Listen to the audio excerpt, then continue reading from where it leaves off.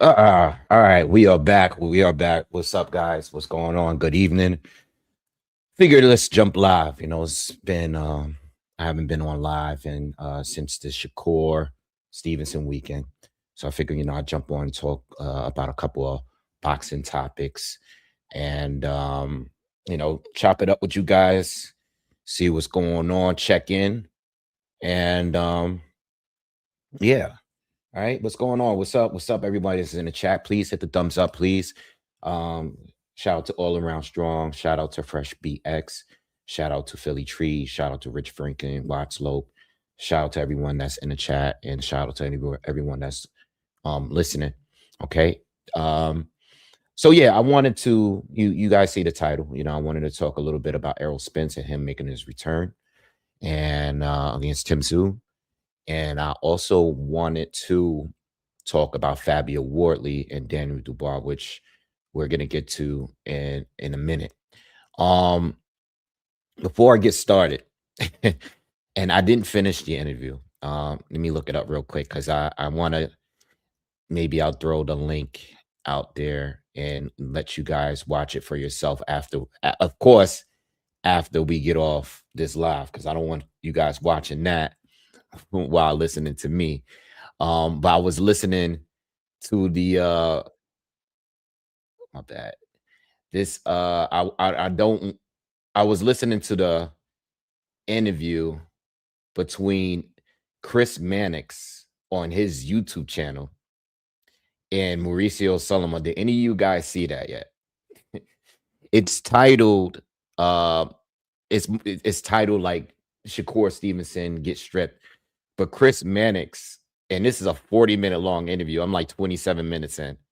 This interview is excellent. You guys gotta check this interview out.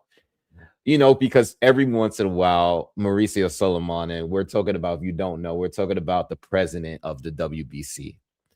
So we're talking about the president of the WBC, and every once in a while he does an interview and he addresses. I think the last time we seen him maybe is when around the time where Crawford got stripped or whatever. You guys got to check out this interview. This interview is so good because Chris is really pressed. Like Chris, you can tell Chris Mannix, and this is Chris Mannix that works. He's a commentator over on dazn. He goes in, and you can tell he really don't like Mauricio Solomon. He hates the way the WBC is ran. And I didn't. It's a 40-minute interview. I did not finish it. But I'm gonna click on a link now and drop it in the comments so you guys can check it out later. It's a very good interview, and I'm probably, when I finish this, maybe tomorrow, maybe we'll talk. Maybe I'll do a video and talk more about this tomorrow. With the WBC, he asked all the questions. He asked about Shakur Stevenson's situation. He asked about Jamal Charlo's situation when he was a WBC champ, and why he held it for so long. He asked about the ranking system. Conor Ben, Brian Garcia, interim titles, Kabayel, and why they're not ordering Usyk. Why wasn't Benavidez ordered to fight Canelo? He talks about all that shit. So I was just watching it. I'm gonna finish it. And maybe tomorrow I can drop a video on it real quick because it's good content and it's a very good interview. And I'm really, I really, I've been complaining about, the sanctioning bodies ever since I've been on this channel. And I like when these guys get called out directly and all of these questions are asked. I'm glad. I'll give credit to Mauricio Solomon. I'm at least glad. I'm happy that he does the interviews. He sits there no matter how much he gets slammed. He sits through it. He answers the questions, even if the answers are bullshit, and even if he's dancing around the question. I'm at least glad that he takes the interviews, because he doesn't really have to. He can always just hide behind, the events and say, hold on. I'm trying to get to my own channel here so I can drop the link in the comment section because I don't want to forget. But check out the interview. It's pretty good. Um, Why is it not letting me? Is it because I'm online? All right, look, I don't want to stress myself out. I'll do this later. All right, but anyway, good interview. I didn't even finish it. It's still a lot more to go. But I mean, Chris is asking all the questions that I would have asked if I was to interview Mauricio Solomon. But I don't want to spoil it because I do want you guys to check it out for yourself. Again, it's on Chris Mannix's channel. And I still gotta listen to the rest of it. All right. I was getting ready to go live when I started to listen to it. But anyway, yeah, shout out to everybody. What's up, Jamal? Shout out to everyone that's in the chat. But we'll come back to that. All right. A couple other things. I think there was a couple other quick things before we get on topic, but I'll bring it up. But all right, you know what? I'm gonna start with Wardley and Dubois. I'm gonna speak on Spence returning later in the video. I'm gonna speak on Wardley and Daniel Dubois. Right. Shout out to Fresh BX. He did leave a comment earlier. I saw your comment. I thought you was talking about Spence and Tszyu. I wasn't even thinking. I'm like, I read it real quick as I was getting ready, and I was unsure what you were talking about. But yeah, so I'm reading reports. I'm reading different reports. I've read at least one report that said that the fight was finalized between Fabio Wardley and Daniel Dubois. All right. But most of the reports that I'm seeing is that they're close to closing a deal to fighting, I believe, in May. All right. And excuse me, this is going to be a Queensberry Promotions event. It's going to be out in the UK. I mean, they're both British fighters. And not that it's a bad fight, because it's not a bad fight at all. It's not a bad fight. It's actually an excellent fight. Like, before I get to the bad, let's start out with love. It's an excellent fight. I made a joke on Twitter or X yesterday, basically saying this is going to be a fire 3-rounder. I feel like it's going to, because I don't think Daniel, like, he's crazy. He's going to go straight at you. You know what I mean? He's not holding back. He's not trying to dance around the ring. He's not going to try to stand there, fight on the back foot and counter. And Daniel's coming straight at you, right? He's coming straight at you. And Fabio Wardley, we already knows how he gets down. He's more is like his style is based on the more you come at me, the stronger I get, right? So it's going to be a great fight for the amount of time that it lasts. I mean, there's no way I'm predicting, whenever they announce the fight and whenever I do a breakdown, there's no way this is going to decision. It's absolute no way they're going to go to decision. Daniel hits hard as hell, right? He hits harder. Has Fabio Wardley fought a puncher yet as hard hitting as Daniel Dubois? I believe not. Nah. Yeah. Parker can punch. I mean, every heavyweight can punch. But none of these guys hit as hard as Daniel Dubois. But Fabio Wardley has shown up to this point that he has a chin. For heavyweight standards, he has a chin. And then Dubois, who I don't think has the greatest chin. I don't think he has a bad chin. I don't think he has a great chin. But we know Fabio Wardley could crack too. In fact, he's the British Deontay Wilder, in my opinion. He is. He's their version of Deontay Wilder. I think his technique and boxing ability is probably a little bit better, a little bit more polished, and I think he's getting better with each fight. There are certain fights like the Huni fight. That fight, he looked very clumsy. But other fights, like when he fought David Adelaide, he looked pretty good. Like he looked decent. But this is a very good fight. I know Wardley has shown us a granite chin up to this point, but I also feel like he hasn't fought a puncher like Daniel Dubois yet. All right. He's elevating with each fight. And, we'll talk more about Daniel Dubois and his route to this situation here, this fight here. We'll talk more about that shortly. But all love, great fight. I'm expecting a knockout. I'm expecting multiple knockdowns. You know what I mean?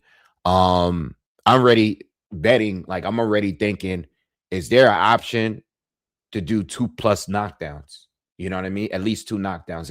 If there is, I'm in. You know what I mean? Shit, this might be the first time we see Fabio Wardley get dropped. I don't think he's been dropped yet. I think he's been hurt. He's been buzzed, but I don't think he's actually been dropped before. Okay. But this is an excellent fight. It is a good fight. Now, the bad, and there's a lot of bads. Yeah. And I've made this point in several videos before. This is a WBO title fight. Okay. Wardley beats Parker. That's an interim title shot. Well deserved from both. And then Usyk's forced to drop the title. They elevate Fabio Wardley. He's full champ now. Well deserved, right? He deserved that shit. This is a problem. Daniel Dubois has had the, I don't want to say easy because that's not the right word, but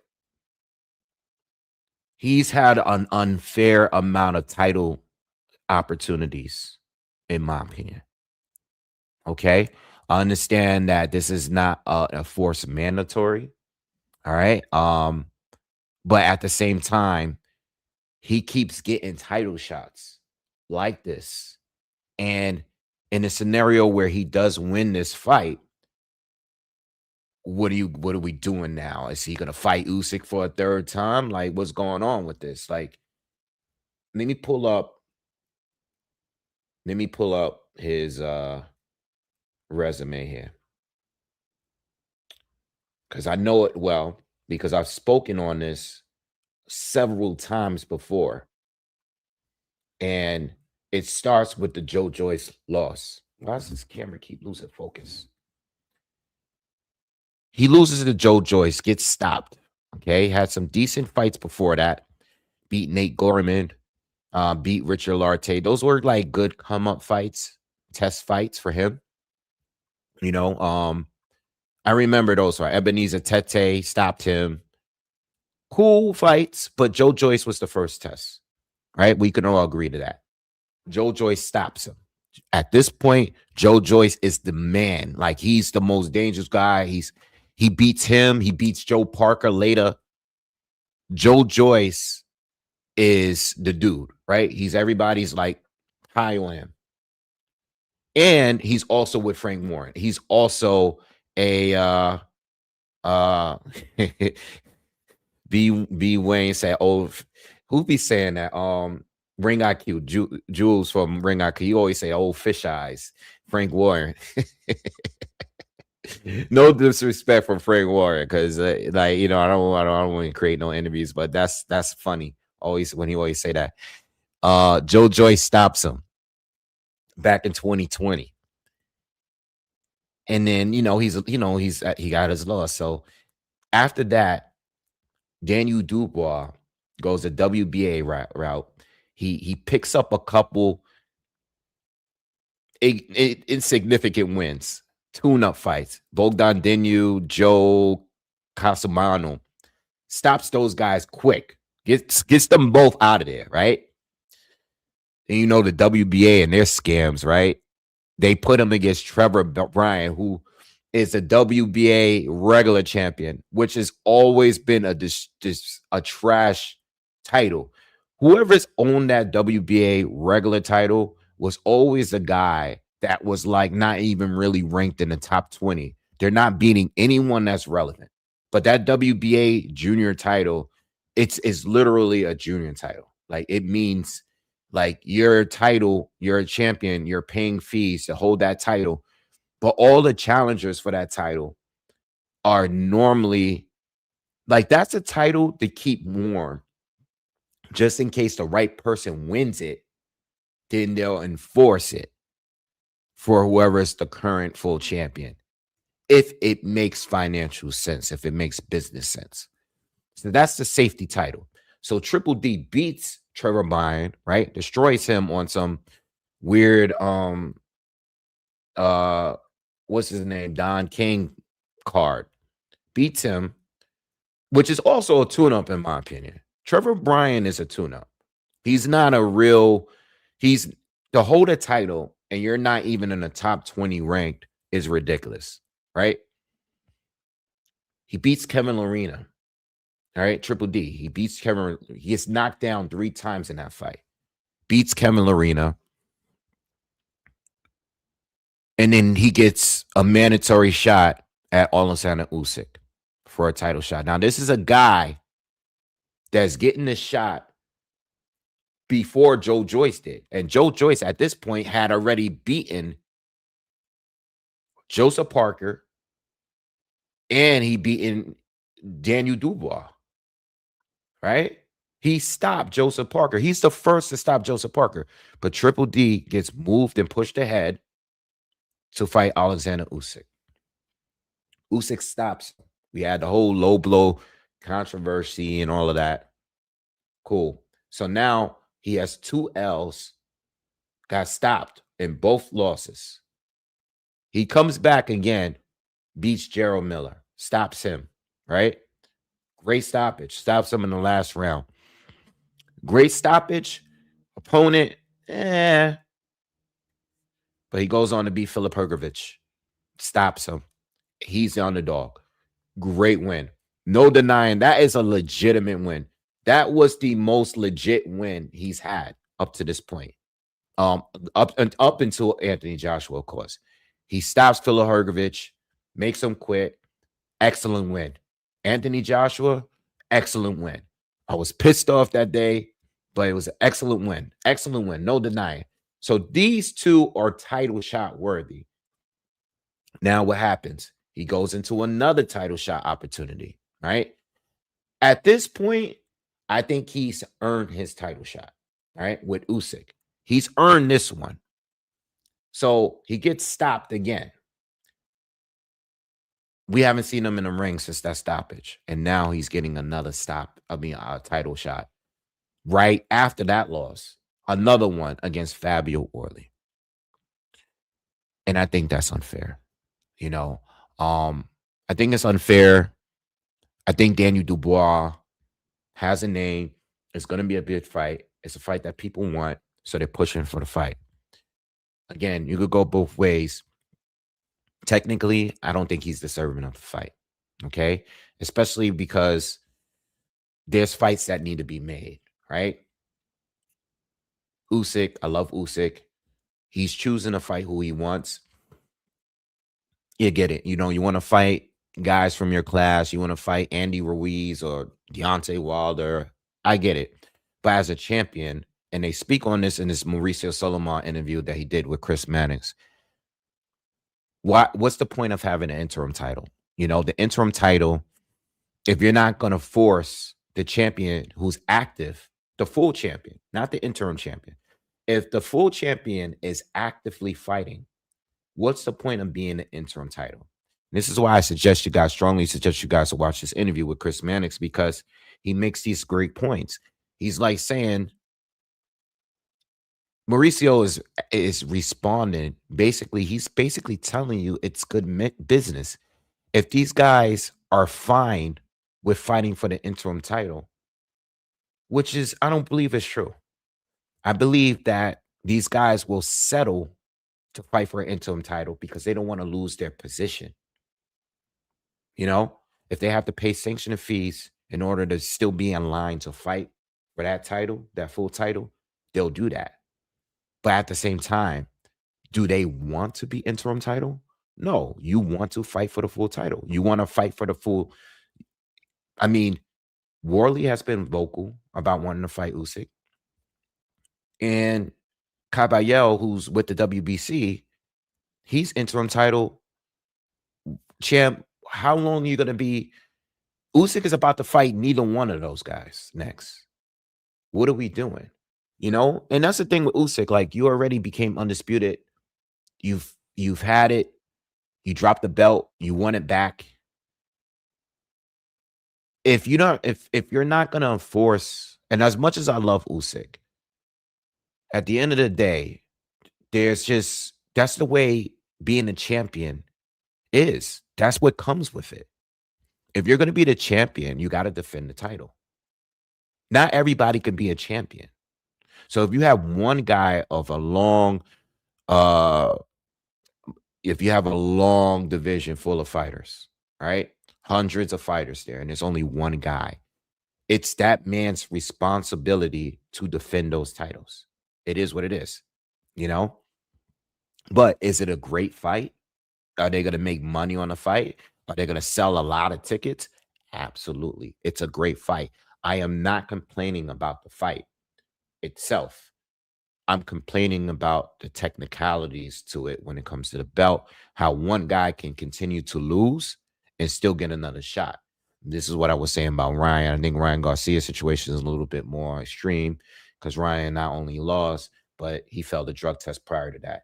There are certain guys that are just going to get pushed ahead because they have star power. You know, there are guys out there that are the best, that are really, really good, that are just not going to get the same opportunities, man. And that's part of the game. You know, some of the guys are really good. They're just not popular. And that's what happens. Daniel Dubois, again, is going to get a third title shot after being stopped 3 times. You know, um, it is what it is. You know, now it's a good fight, though. It is a good fight.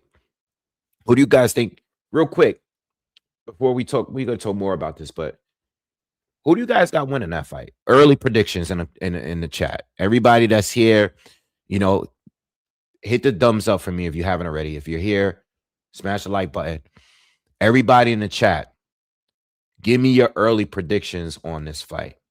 Who do you have? Do you have Wardley or do you have Dubois? How do you have it? Does anybody have this fight going to points? Do you have Wardley winning? Let me know in the chat who you got early on winning this fight.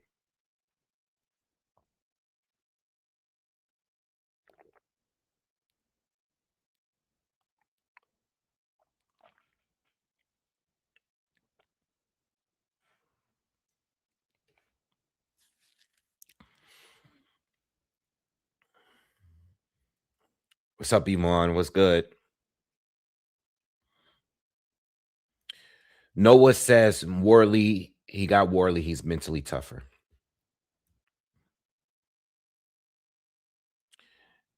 B. Wayne says it's like the number 1 challenger means nothing anymore. Alan says, I think Dubois gets a KO. Wardley eats too many shots, and his power is kind of overrated. Oh, okay. Philly Tree says, I hope Wardley is definitely not going to a decision.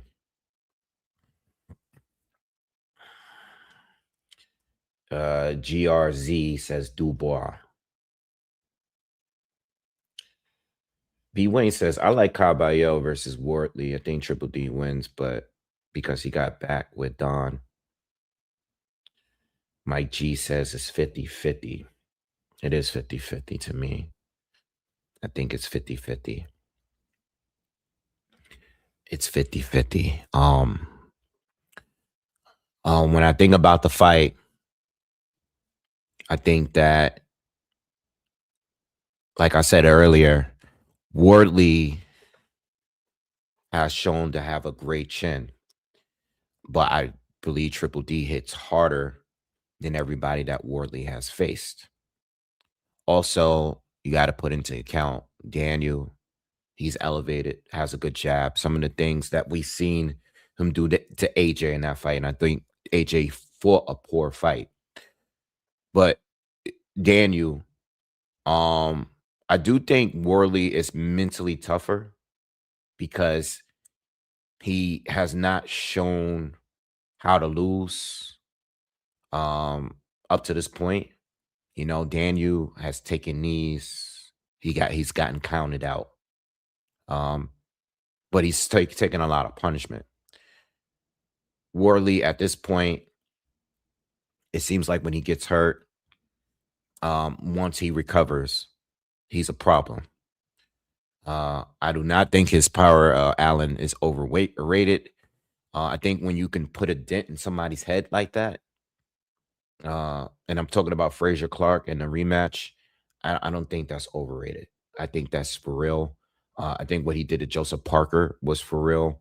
I don't think he's overrated, you know.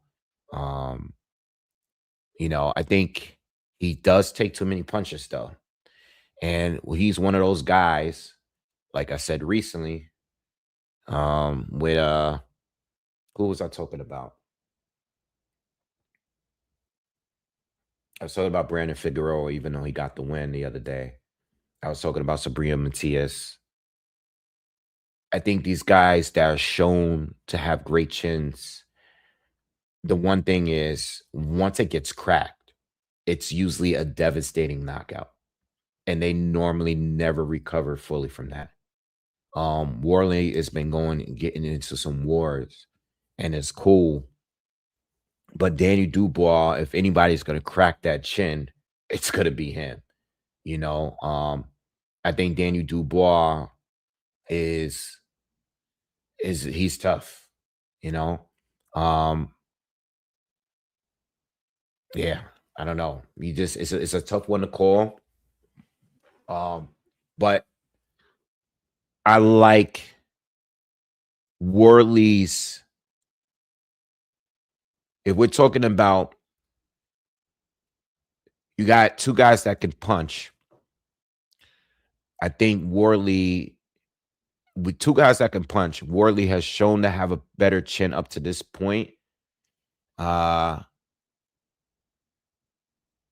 I think it's easier to probably go with him. Like he's probably gonna come out as the favorite to win this one because he's undefeated and you know, yeah, he's undefeated and he's the actual champion. He's not coming off of a knockout loss. Um, but he has to play it smart. He has to play it smart. Um, I don't know, man. I think this fight could be done early. All right, let me say this. I think this fight is going to end in a stoppage, right? I think if Worley wins the fight, I think he's going to win early. I'm gonna even say this. I think if Worley wins the fight, it's gonna be earlier than the Usyk win. So within 5 rounds. I might even say 4. I think Worley wins this fight. It's gonna be a quick win. If Dubois wins the fight, I think Dubois wins in the second half of the fight. I'm thinking like somewhere between 6 and 8, or 6 and 9. Like I think he's gonna put enough punishment on Wardley. Let's say if Dubois is actually winning the boxing match, I think the punishment at some point is gonna take the toll, and he's gonna get Wardley out of there a little later. But I think if Wardley is to get the stoppage, I'm counting more on the earlier stoppage in the earlier rounds because I've seen Daniel Dubois get hurt early. I've seen him get hurt early against Kevin Lerena. I've seen Usyk take him out in much quicker in a rematch. You know what I mean? I just think that he gets caught. You know, what are you guys saying in the chat? Um, Jihad said you can't count Worley out. What's up, Tyle? What's good? Philly Tree says we saw Triple D quit before, so anything happened with him mentally. Yeah, we seen him quit. Alan says as long as Dubois can land his jab, he won't quit. Dubois has shown he can win a tough fight when he consistently land on his opponent. Yeah, we seen that and the what's his fight that I just said he won the other couple fights ago. What's the fight he won where he wasn't the favorite to win? Philip Hergovich. He broke Philip Hergovich mentally. He broke him down. Philip was hitting him with everything. And Triple D wasn't having it. Even some of those middle rounds against Gerald Miller, when things got tough for him, he still was able to push forward.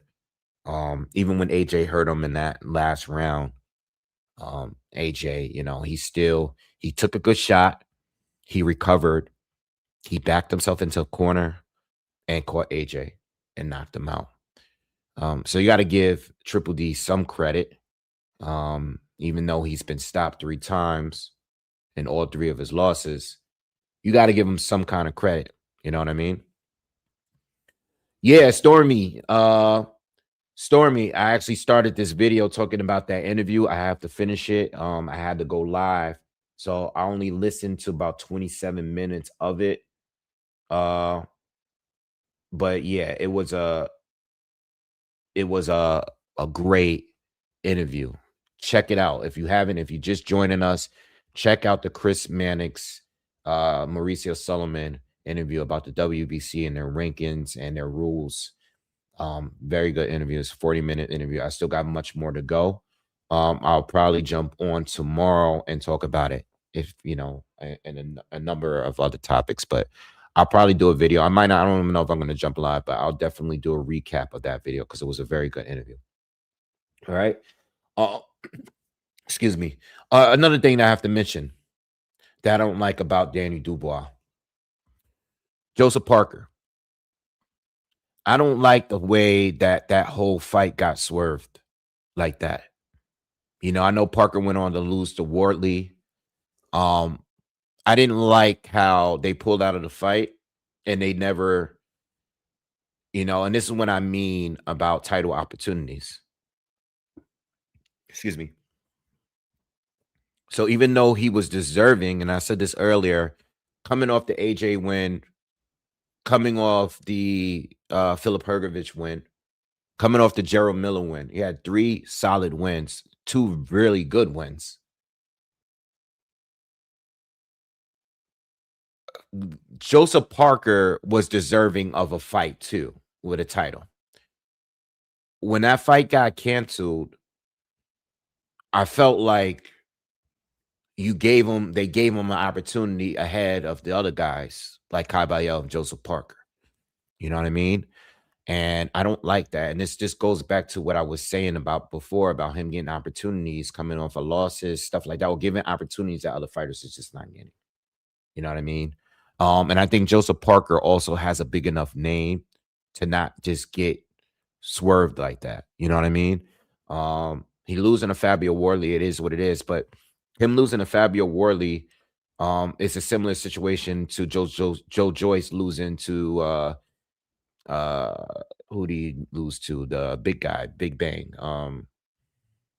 Uh what's the big guy name? What's his name? What's Big Bang's name? Gilles Jean. Gilles Young stops Joe Joyce as he's going on a roll of good fights, and he's very well deserving for a title shot. You know, and I kind of feel like Daniel keeps getting these situations, and I think it's business. You know, I think Daniel, Frank Warren is taking a huge liking of him. He prioritizes him before everybody else. I think Frank Warren, you know, now that the fight with AJ has happened, he probably knew about the sparring rumors. He probably was so confident in Triple D being the one to take out AJ, you know, plus it's a rival promoter's fighter, top fighter. And I think the reason why he made that happen is because he knew that Triple D, he was probably confident in Triple D winning that fight and taking a lot of the shine from AJ, who was coming off some good wins himself going into that fight. All right. Um, so Frank Warren knew what he was doing. He prioritizes Triple D. You know, Triple D could take an L, but they throw him right back in there because of his style. He has a fan-friendly style. He's a knockout guy. He comes straight at you. And whether he gets knocked out or knocks out his opponent, he's entertaining to watch. You know what I mean? And it is what it is. Um, so overall, I like again, and I'll end it with this. I do love the fight, but you know, the title stuff, yeah, it's a little messy, you know. But when it's the titles and the sanctioning bodies not messy, you know, still a good fight. All right. Let's talk about Errol Spence, man, making his return. Is it official? Official? I don't know. We've heard reports of Errol's return a few times. All right. A few times. I think the first one was against Sebastian Fundora when he stepped in the ring and did the call out after Fundora had replaced Keith Thurman in the first Tszyu fight that was supposed to happen. And Fedora stepped in, got the opportunity to beat Tszyu. It was a lot of this is the first fight. This was when the cut from the elbow happened early in the fight, which was crazy and totally don't. Tszyu has not been the same since that fight. But Errol Spence, man, I've been following EJ since the loss to Crawford on social media, and seems like he's changed his life. You know, he's bought a farm, down there. Uh, he's more of a family guy. He's not hitting the clubs, drinking, hanging out with all these guys like he used to back then. We don't see him in a club nowhere. We don't see him. He's sober and he's always in shape. He's been looking like, at least for the last year or two, like he's been in, like he looks like he's ready to, he looks like he can make weight right now. Like he's been fit all this time. Now, whether or not he's the same fighter, I don't know. None of us knows, because last time we saw in the ring, he got destroyed by Terrence Crawford, which I'll add is probably my top live ever till this day. One of the top three, probably. So it's one of the top three of all time on this channel. But we haven't seen him since that fight.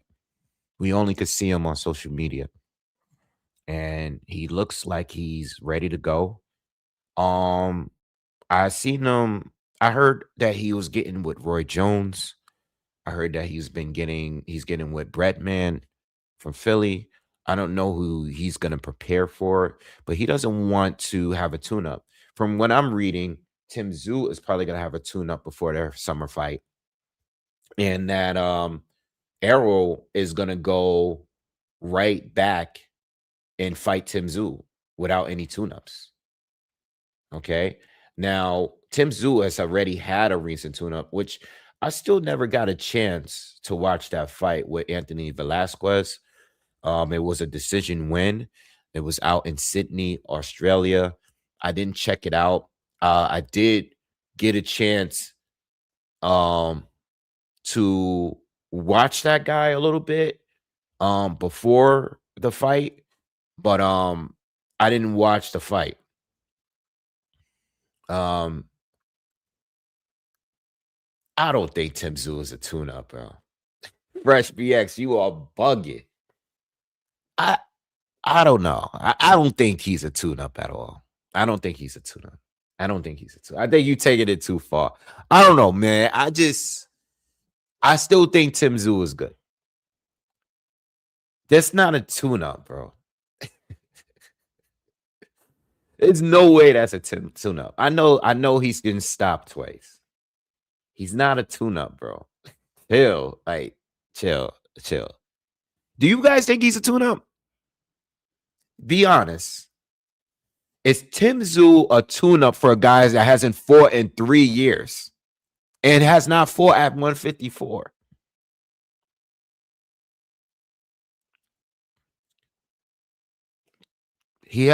Errol was demolished in his last fight and has not fought in 3 years.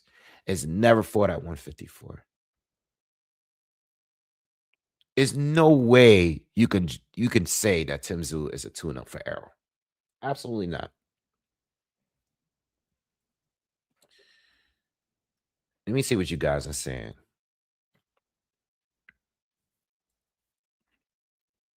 Alan says, can we really say Tszyu isn't a tune-up for Spence? Nobody thinks Tszyu has it right now. Nobody thinks Errol has it right now. Like, let's talk about that. There's people that don't think Errol has it right now. There's people that didn't think Errol had it going into the Bud fight. Like, who's more damaged? Errol has had eye surgery. He flipped a Ferrari, and he got demolished by Bud in the ring. Right? And then Tszyu got demolished by Murtazaliev and demolished by Sebastian Fundora in the ring, though. You know what I mean? Like, there are people that believe that Errol Spence, who's inactive, at least Tim Tszyu is fighting. Tim Tszyu, not for nothing, you know what? I'm just saying, Tim Tszyu should actually be the favorite going into this fight.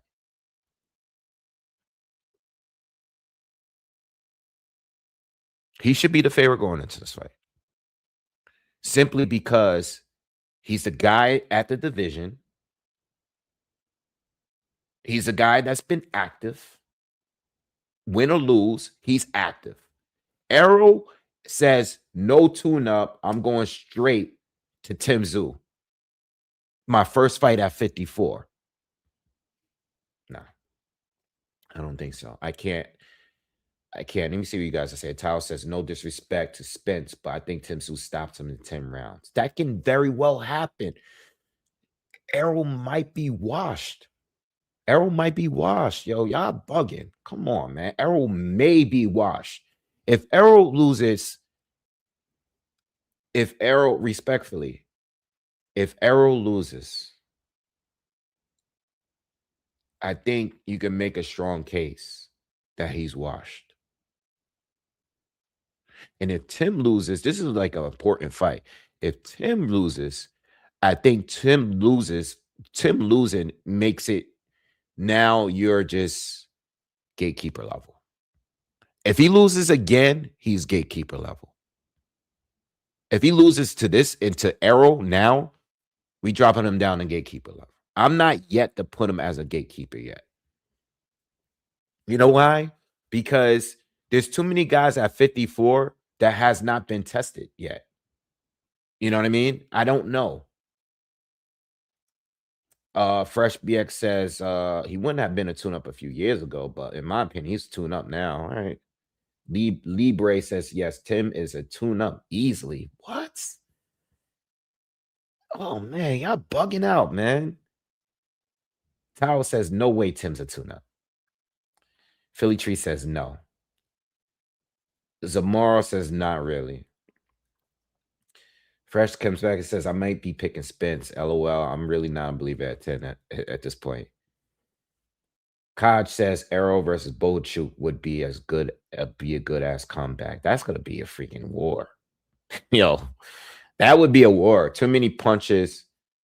Fresh says, I think Spence is hungry and has something to prove. Spence got something he got something to fight for. The future says, yeah, but all right, hold on. Let me respond to that real quick. How you know that Spence is not just fighting for a check because he's been out the ring for a minute? Do you feel that Errol has wanted to come back? I feel like when I follow him on social media, it's back and forth. I don't feel like Errol has really been wanting to get back in there. You know, I don't know if he's been that eager to get back in there. I think he's a little doubtful. I think that loss hurt him. You know what I mean? Not just physically, but mentally. I think it made him a little bit doubtful about himself. Right? Because one minute we hearing you come back, and you're making a post, and then we don't see you for another year, because it's going to be 3 years by the time this fight happens. So I don't know. I don't know. I think you guys are overlooking Tim Tszyu. I think you guys are overlooking Tim Tszyu. I think you can make an argument that Tim Tszyu is like he's a threat to Errol right now. You know what I mean? Two things about Errol too. Two of the best strengths of Errol Spence Jr. is, and I'm talking about before losing to Bud, up into that fight, two things Errol Spence had was a chin and cardio. Okay. Errol Spence work rate was one of the best in the game. When he was a pound for pound fighter, all right, in his prime years, right? On his prime years, he was better than Tszyu. In his prime years, you can make an argument that he was probably you can make an argument that Errol in his prime might have been better than the guys that's currently at 54. All of them. I mean, even Jamel, who was undisputed at one point, you can make an argument that Spence was the next big fight. You know what I mean? Um, he was bigger and he was a more difficult fight than Jamel, even though Jamel was a champion, undisputed at 54. Now that Spence has got stopped and has been completely inactive, right? How do we know he's going to have the same work rate that he had before? How do we know that he's going to have the same chin as before? This is why I'm saying to you guys, I don't think Tszyu is a tune-up. He's not a tune-up because Errol, we don't even know what he is right now. We don't know. We know what he used to be, but if he could still be good, like in his defense, right? So I'll switch it over. I'll change things up. In his defense, Spence has lost to only one guy. And he lost a guy that people are viewing as an ATG. He's being viewed as, at bare minimum, Terrence Crawford is being viewed as the great of his generation, right? Cool. So you only lose to that one guy who went on to beat Canelo Alvarez, went on to pick up a title at 54, went on 2 divisions up. He's a 3-division undisputed 4-belt champ. He's a 5-division champ. All right, all of those accolades. Spence lost to that guy. So that's not a bad loss. You lost to a guy that had abilities that Tszyu is just not coming in. Tszyu is not on a level as a Crawford. So on his defense, you can say like, all right, well, he lost to Bud.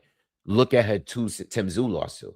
He lost to Fundora twice. He lost to Bakram Murtazaliev, who, in my opinion, looked terrible in his last fight. And the only real great win he has is against Tszyu. So I get that argument. You can make that argument. I think it's a proper fight. I don't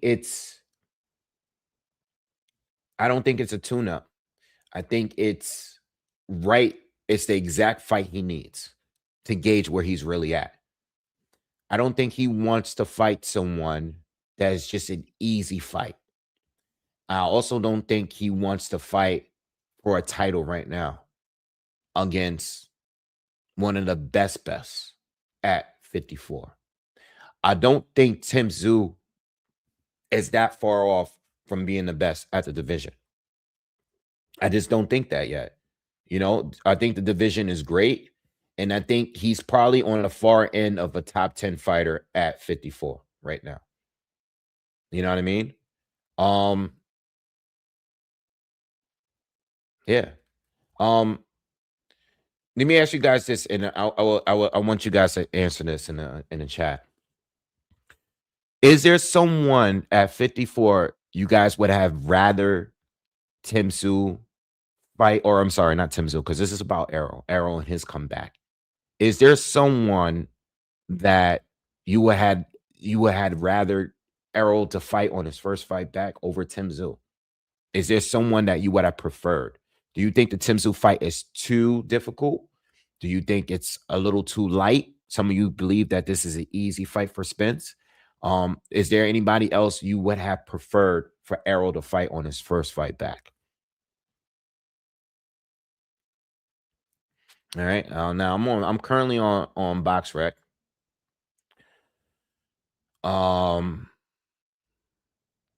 You have Ennis, you have Ortiz, you got Zayas.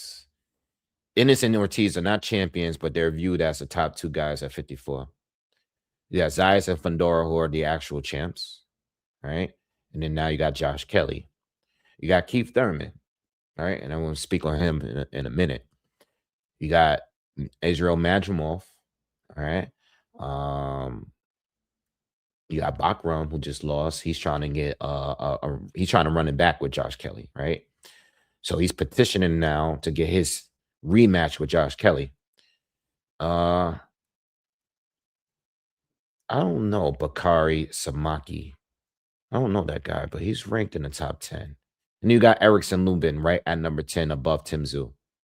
You got Abbas Barao, who I think should be rated in the top 10.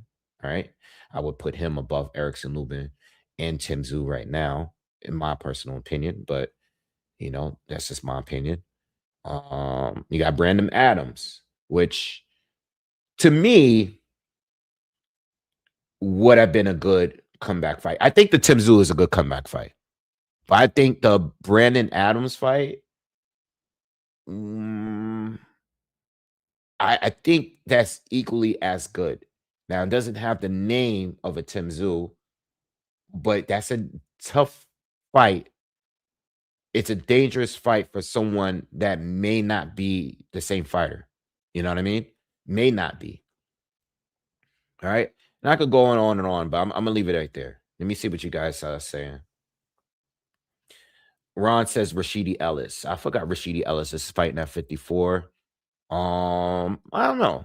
That's not a bad fight. I did see him fight recently. But I don't want to see Rashidi Ellis in there fighting guys like Javier Fortuna at 54. Javier Fortuna is a 135 fighter, a 130 fighter. You know what I mean? Javier Fortuna, let me go on his resume. Javier Fortuna for Ryan Garcia at 140 when he had no business being there. All right. Javier Fortuna in shape 3 years ago should be fighting at 135. Okay. Nothing else. In shape at 135. At 154, that's embarrassing. I didn't watch that fight. I see Rashidi Ellis has been active, but he's fighting journeymen. He's fighting guys with barely winning records in the last 4 fights since he lost to the Roman Villa guy. Not a bad fight. I like Rashidi Ellis, but excuse me, hold on.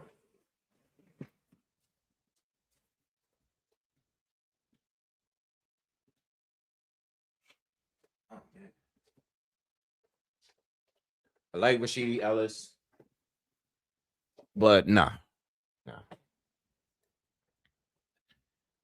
I think Arrow wants to fight someone a little bit more relevant, and I think Tszyu is probably wise in it. Fresh BA said he didn't have a preference. I brought up Spence and Charlo before, being the fact that they're both inactive. But I'll bring Charlo up in a minute because I want to bring him up and I want to bring up Thurman shortly. Tao says Tim is a great comeback fight. Mayoa, what's up, bro? He says, I think this is a fight to get the right fight. Yeah, I agree. Fresh says Thurman probably would have been a good fight. Noah says Brandon Adams would be high risk, low reward for Spence after 3 years. Yeah, you're probably right. You're probably right. What's up, Camp Ish? Kaj said Brandon Adams is too tough. Yeah. Brian Mendoza. I don't know, man. Brian Mendoza, leave him alone. I like Brian Mendoza a lot. I like that dude. I like Brian Mendoza. I think Brian Mendoza is just. Who did I see him fight last?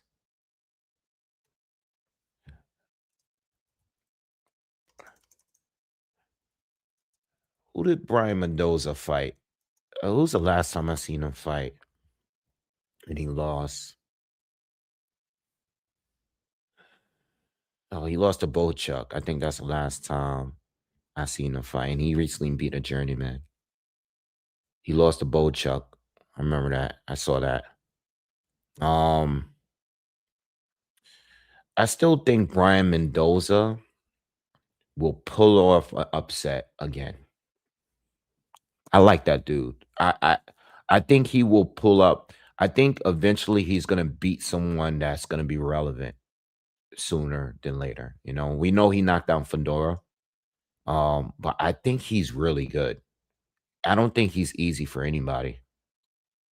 I think he pulls off another upset against somebody at some point. All right. Lubin. Nah, I don't like Lubin's fight. I don't like that fight. Charles Conwell just recently lost. I don't know. I don't know. I still want to see what Charles Conwell would do. Charles Conwell should fight somebody like a Brian Mendoza, to be honest. Yeah. Well, Tszyu is better than Mendoza because Tszyu beat Mendoza, you know. All right. All right. Let's talk about Keith Thurman. What's up, Charles? What's good? Let's talk about Keith Thurman, man. Keith Thurman is fighting Sebastian Fedora. You know, I made a video the other day about it. If Keith Thurman wins against Fedora, I want to see him, and I made a video about this already, because you got the newer guys that's at 54, right? And then you got the old school guys that's kind of hanging around. Keith Thurman is one of them. Errol Spence is another. Jamel Charlo is another. If Keith Thurman is able to pull off the upset, because I think all of this is Keith Thurman, Jamel Charlo, and Errol Spence. At least two of them should fight each other at some point. It only makes sense, win or lose. You know what I mean? Like, let's say Errol loses this fight. It's gonna look bad. But let's say Errol loses, but it's a good competitive fight. Like, it's a good fight. It's a back and forth. Maybe he loses a close decision, something like that. If that was a scenario, I still think there's room to make a Thurman fight, especially if Thurman loses as well, right? If Thurman loses, even if he wins, like, obviously if they both win, I think if they both were to win their fights, if Thurman beats Fedora, I don't know. Yeah, I think if Thurman beats Fedora and Errol beats Tszyu, Thurman and Spence. If Spence beats Tszyu, Thurman and Spence is definitely going to happen. That's definitely going to happen. I think that would definitely happen for sure. You know, unless Thurman decides he wants to try to unify. But I don't think Thurman cares about that as much. I think right now Thurman is looking for the bag only. And if Spence is able to beat Tszyu, he fights the winner of that. That's if Thurman wins, though. I'm not expecting him to win, though. I think Fedora is going to win that fight. All right. Now, Fedora, on the other hand, I would expect Fedora to fight not Tszyu, but he's probably going to fight Errol if Errol wins that fight. Because Fedora wanted to fight Errol before. He wanted to fight Errol over Bud Crawford, which is crazy, but it is what it is. All right.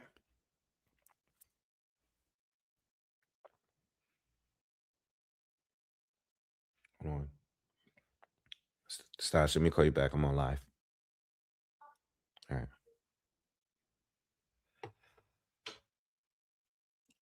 right.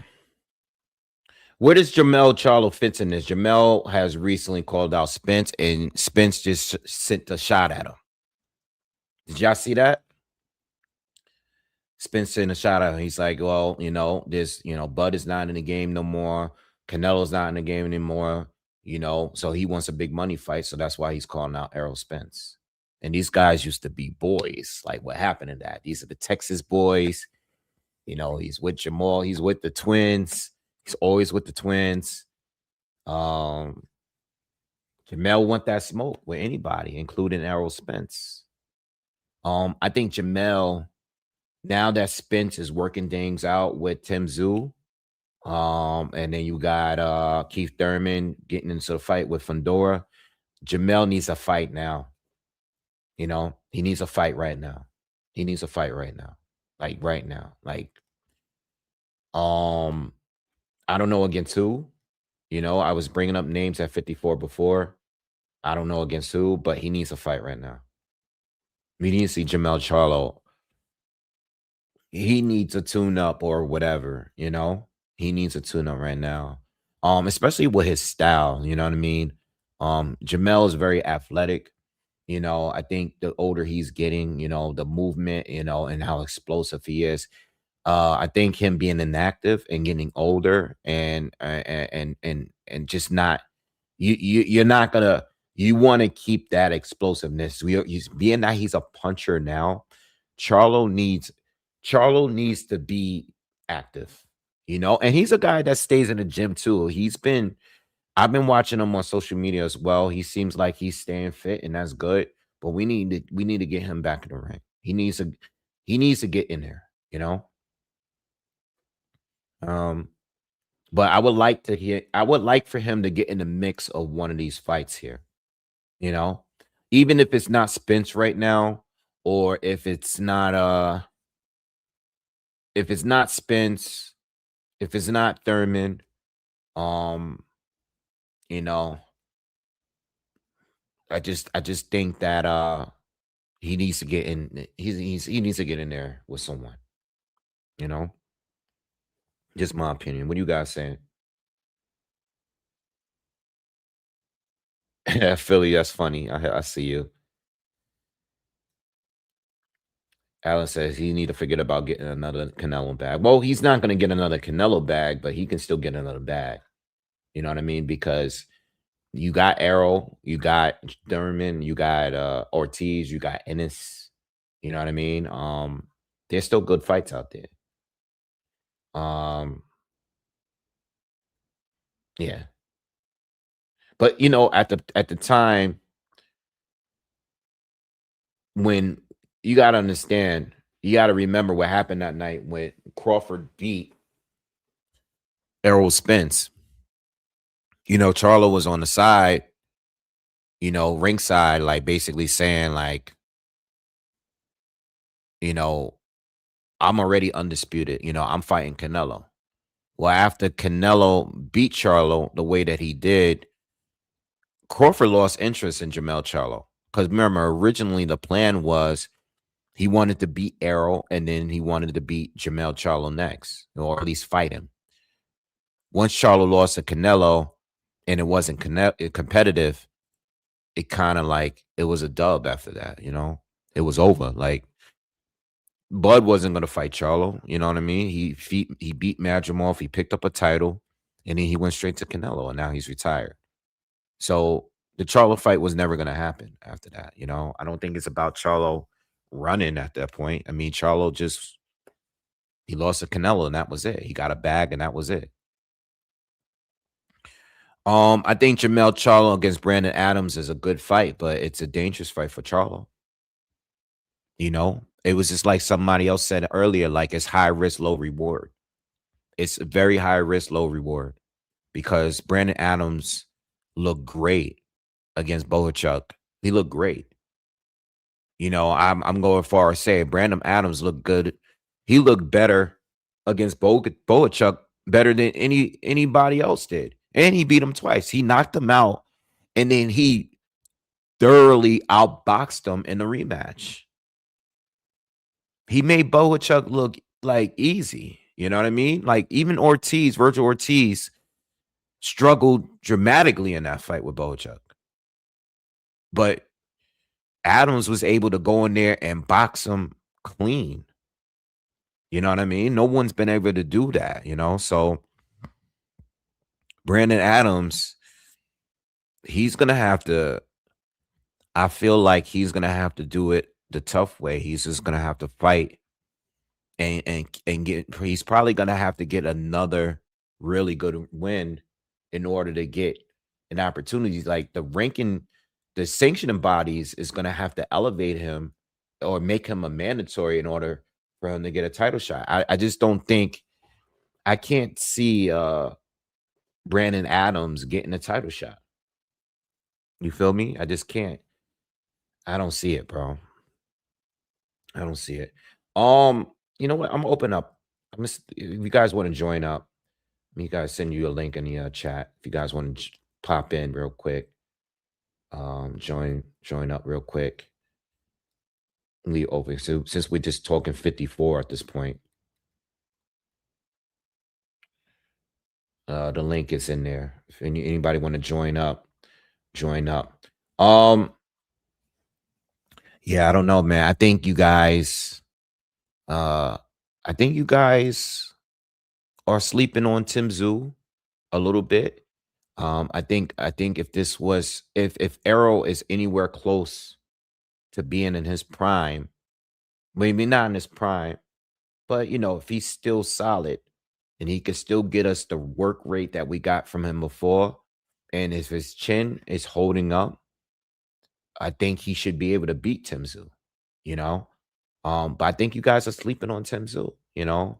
Um, I do, I think Tim Tszyu, even though he lost to Fedor in that rematch, I think Fedor is clearly better than what he was in the first fight and in the fights where he got, stopped by Brian Mendoza. I think he's way better than what he was when he fought Brian Mendoza and Erickson Lubin. I don't know, man. I think Tim Tszyu is a really good test. I don't think he's a tune-up, just because I don't know how Arrow is. What I will say about Arrow is that mentally he seems to be in a good space now. You know what I mean? He seems matured.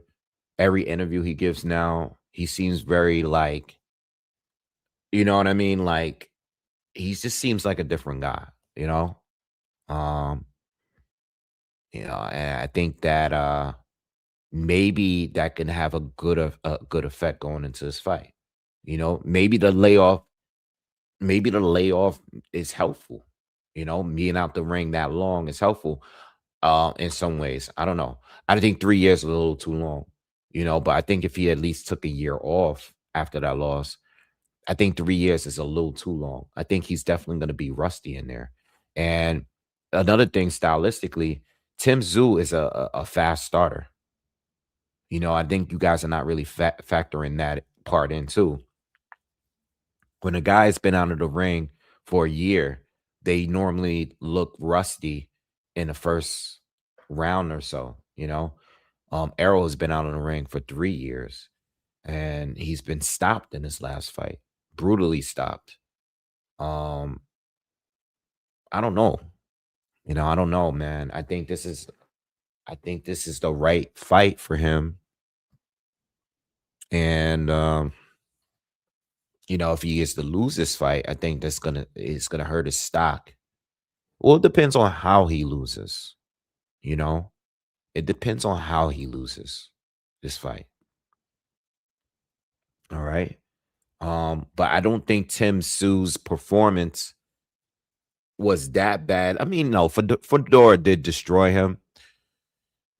But I think Tim Tszyu in the rematch against the Fedora, it was a different approach than what he took in the first Fedora fight and in the Baccarat fight.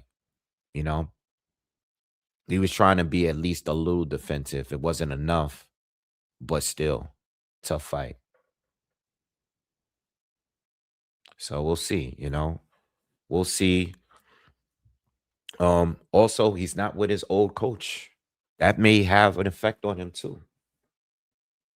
You know, he's not with his old coach. He was with Derrick James for a really long time.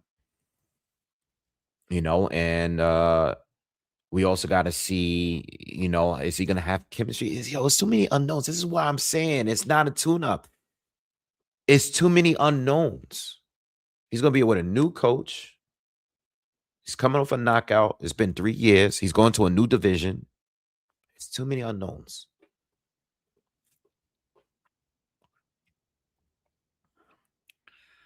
Um, think the Ugas fight. Okay. Yo, what's up? Hey man, what's up, man? What's going How's it on? going? Everything Happy is New great. Year, man. Happy New Year, bro. Yeah, man. 54 is going crazy right now, man. I just hope that all these rumors actually lead to contracts and fights because, you know, we just hear Yeah. talks all the time, and then the fights don't happen. But we'll see. But if the fights take place though, um, Errol and Tim Zoo, that's an interesting fight, honestly, for both guys.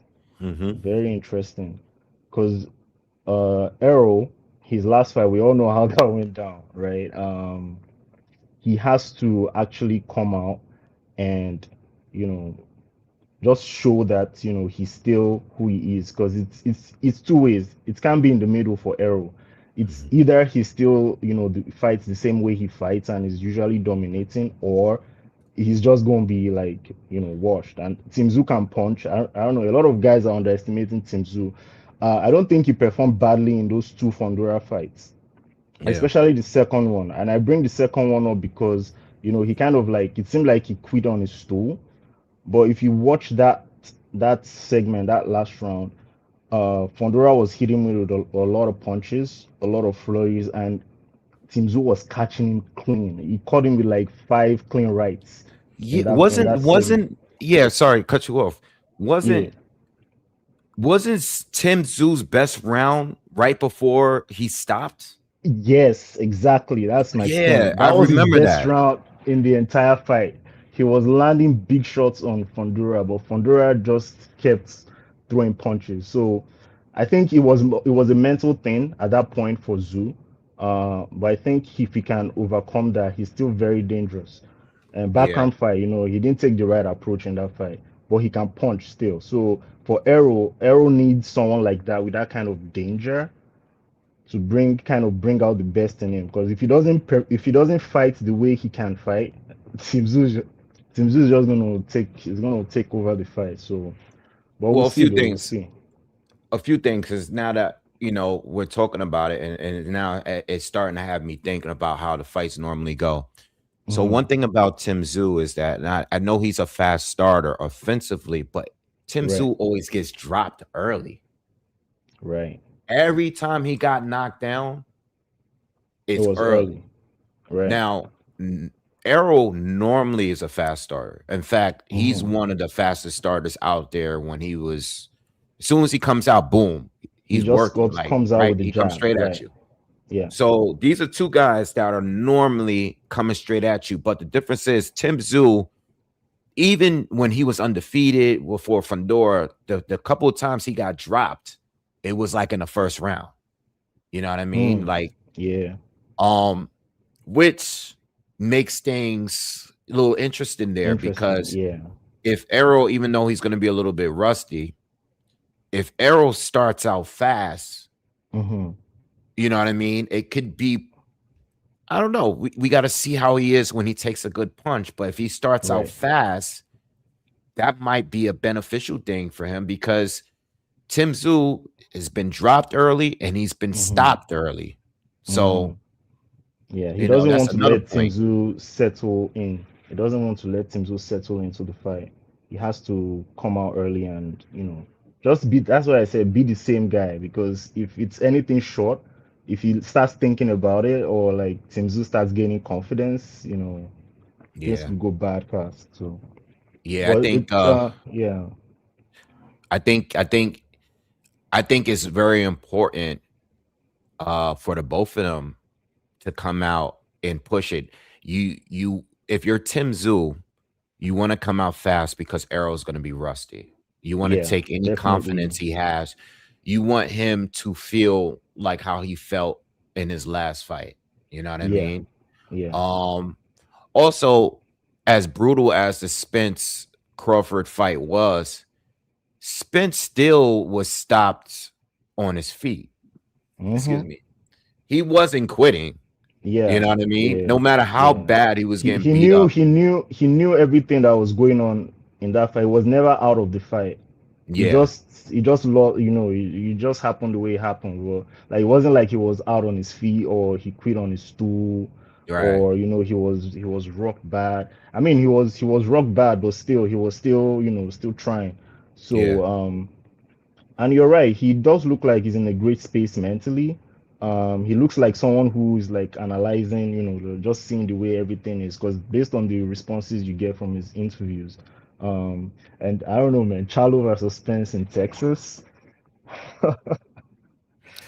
That Yo, would be that would very be interesting, man. I, yo, I mean, I'm not from Texas, but all I know is that like if depending on who wins out of like depending on what Spence ends up doing, whatever, Hmm. the outcome of his fight, Charlo outcome of his future fight, at some point, these Texas guys gotta just Yeah, have a they big gotta fight. do it. Yeah, Yeah, a big yeah. fight, you know. Between Jamel Charlo, Errol Spence, like this after they've come back and there's now there's a buzz, Hmm. and then let's see what happens if they make the Boots and Virgil fight. Hmm. Depending on how that fight goes, if Virgil wins the fight or is competitive, he can get a Spence fight or a Charlo fight in Texas too, and that would be Right. big too. So it's definitely a lot of interesting, but like, how did you rate Xander's performance against Barral? I thought it was good. I thought it was good. I Yeah, thought it was very good. Um, I know it was live that night, so I didn't yeah. watch. When I saw the scorecards, I was a little shocked because from the amount of it that I saw, it seemed like to me that uh Barral was losing to me. I thought Zayas was doing like I thought he was in Mm-hmm. control. That was a Mm-hmm. split win, right? Yeah, yeah. It was a split decision win for Yeah. Xander, but still, So, um, yeah. I think Xander might be the least experienced out mhm. of all the champions right now. Josh Kelly, he kind of snuck in there, got the win against Backram, but he's been around for a while now. So he was an Olympian, if I'm not mistaken. So he's Yeah, the still, thing I think, he's more experienced. yeah. So the thing with Josh Kelly that is even though he won that fight and I wasn't expecting him to, Hmm. he still almost lost for the same reason why I thought he was gonna lose. I knew he Yeah. was gonna be outboxing Bakram. I knew that, but I knew also that at some point when he slowed down, the pressure was gonna be too much. And Hmm. I I mean he got dropped late, he got hurt late. Hmm. Bakram just wasn't able to finish the job, you know. Yeah. So I give credit to Josh Kelly, but I also don't feel any different about him. You know what I mean? I know Hmm. Bakram was inactive. He Yeah. was out all last year, you know, Yeah. and he looked rusty. He looked stiff. He Yeah. looked rusty. He didn't look that good. But also, I didn't rate him too high neither. And this is why I kept saying Boots should have went up and took that title from him. Oh yeah, absolutely. I don't know what Boots, happened there. they played it Like, too safe with this whole yeah. tune-up thing, you Because know. Boots is already IBF champ in 47. I thought that would have been an easier route to just go to the direct IBF champ in 154 and get that fight. So Yeah. I was kind of like shocked when, but who knows what's going on behind the scenes. Yeah, I Um, mean, but like you said, I hope these fights happen. At yeah. 54. It's a little weird at 54 because I don't feel like especially with Xander Zayas. I think him and his handlers did the right thing by Oh getting him yeah. straight to the Oh, that titles. was that was that You was know, that was great. Uh, yeah, they were smart. Yeah. Um, he I he think I hasn't. think go on, go on. No, Sorry I to just cut you say off. his road to a championship, Uh-huh. especially unified, it wasn't the hardest road as some of Right, the other right, guys did. right, right, right. Yeah, Yeah, true, true, true. Honestly, I was just gonna say I think Top Rank might be up there as one of the best when it comes to moving fighters. if not the Yeah. best. Like over the years, the way they develop their fighters, even if they all don't make it to a certain level, but Yeah. the build up, like they build their fighters really well, and it was very smart positioning, for Zayas. Yeah. Yeah. So I mean, at this point, hopefully these fights happen. Yeah. I'm hopeful that Charles should be making a return real soon. Oh yeah, I think he's the definitely. missing piece. Yeah. Who do you think Thurman who's gonna win between Thurman and Fundora?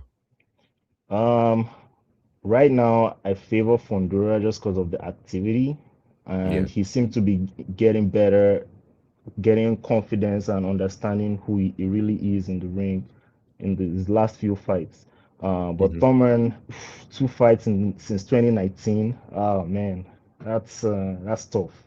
That's a Yeah. tough one for Thurman. He's gonna. I see Thurman using his legs a lot in this fight. He's gonna have to really show use his cardio, use his legs, and he'll be trying to go for the overhand right because I know Mhm. Fondura is very open to that shot. Right. And Toman can crack as well. So Yeah. we'll see how that goes. But overall, I just think the volume, the activity, if Fondora fights low behind his jab and uses his distance and just keeps walking Keith down, landing those body shots, man. It could be a rough night for Keith Thurman. It just Yeah. depends. But I favor Yeah. Fondora for that fight though. Yeah. I favor Fundora for now. I'm definitely gonna watch some film at some point, and Yeah. it's hard to really like. There's not really much I can really compare when it comes to Keith Thurman. There's no one on his resume that Mm-hmm. I could really compare. Yeah. Plus, I think Fedora has gotten better with using distance. You know what I mean? Mm-hmm. That's another thing too. It's like Keith, if Keith had fought this dude a little bit earlier, then Yeah, he had got him earlier. I would feel more better about him, a little Yeah, better about him, like the doing it. times But he fought like Mendoza and Lubin, even that Lubin fight. Um, I know he won the fight, but Lubin was able to crack him. I think that was the first time he got dropped or so. yeah, Um, So if he had fought him around that time, because then Fondora used to fight like 90% of his fights on the inside. He didn't used to fight like he was tall with the jab. I think it was after that Mendoza fight he kind of switched his style up a little bit, but he still throws a lot of volume, and he's the reigning champion, dominant. Thurman's inactivity is crazy, man. If you think about it, since Pacquiao he only fought twice. yeah, So Brock Jarvis and what's the other dude name? Barrios. yeah, Yeah, yeah. so I it's not mean, a and, lot and there. Barrios hurt him. Yeah, Barrios that hurt him in part. that fight. Yeah. Uh, So I'm like just C's, you there? Yo, you there? Seen him bounce in and out. You can hear me, Boxingwave? Yeah, I can hear you. You're clear. Yeah, I don't know why it's kind of echo on my end. What's going yeah, on? you're clear, man. I can hear you. Hold on, I'm trying to put the camera on. Yeah, you're clear though. We could hear you loud and clear. You sound great. All right, what's going on, fellas? Boxingwave, love your show, man. Thank you. Appreciate it. Um, I was thinking as I was listening to you guys talking, I feel like Earl is going to be a little bit more level headed because he took the 3 years off, Mm-hmm. right? And he got Breadman working with him Mm-hmm. Mm, this time around. mm. So I feel like with the change, him being up in Philly, I feel like he's going to get a different type of like work. You know what I'm saying? Sparring, Mm-hmm. all of that. So I feel like that will make a difference. What do y'all think? Well, I brought up Mm. Breadman too earlier, and I said, um, I do again. It's I like Breadman a lot. Like great coach, and I think he's one of. I think whenever he does commentary, he's one of the best when it comes to commentary. Low key, like I know a lot of people don't talk about him because Mm-hmm. he doesn't do much, but I like him as a coach.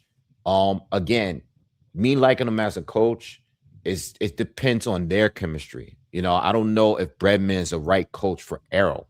You know what I Got mean? you. That's one thing. Another thing is, even though I brought that up, there's a lot of new stuff happening going into this fight. It's not an easy fight, in my opinion. I disagree with some people in the chat that thinks this is a tune-up. I don't think this is a tune-up. I think this is Nah, a it's not a legit tune-up. rock. No, it's not Nah. a This is a tune-up. real fight that he can possibly This is lose. a You real. got a It's new a coach. dangerous. You're 3 years off. You coming off a knockout loss, and you're going up to a new division. You know what I mean? And you're fighting a former champion at this new division. There's a lot of unknowns going into this fight, you know? So that's my stance on it. I think I'm not saying Errol can't win. I'm just saying I'm not sure because I don't know where he's at and I don't know how, you know what I mean? Like it's one of those ones where you just gotta watch and wait and see because Errol in his prime, in his prime, he's better than Tszyu in my opinion. In his prime, he was a top 5 pound for pound to me. But right now, I don't know. That's the only thing. If you're going by Errol's ability before the Crawford fight, I'm definitely picking him over Tszyu for sure. So but like you said, we just gotta wait and see, man. I was thinking the other day, right? I was like, all right, they're gonna have him over in Philly, right? And the gym that he's gonna be training at is not too far from Boots and them gym. You know what I'm saying? Would they try to go get work over there? You know, just because him coming back, because my boy, he got a gym because around my way, Cordell Booker, he's from around my way too. So remember he fought Frandora a couple of months ago. I know. Yeah, so so he's from around my way, like the same town. So they were saying like, with the one, when you're dealing with like the different organizations like 154 or whatever, like you got the A side and B side. One of the things that I'm concerned in, who is going to be the A side in that fight? Because remember now, I feel like they also using Tszyu as like I feel like they using both of them as a guinea pig to see who's going to come out because they both had L's, right? Yeah. But I really feel like they still got some type of investment in Tszyu. But Earl Spence, if he was supposed to win this fight, he's going back up to the top. What do you think? Well, I don't know. All right, so it really depends. So they're in talks, right? I'm gonna say who's the A side. I believe Errol Spence is A side to answer your question. I was thinking that. But, and it's a huge but, who's gonna be promoting this fight? You know what I mean? Like, is this gonna be an Australian fight or is this gonna be here out in Vegas? Now I'm assuming it's gonna be in America because I think anybody that can get, like, you even got guys like Virgil Ortiz calling him out. There's people that are literally calling out. Jermell Charles calling out Spence. Virgil Ortiz calling out Spence. People want Spence. People are not walking around waiting around to call out Tszyu. So I believe that Errol's A side, and I believe, not only that Errol's the A side, but I think the fight is going to happen in America. But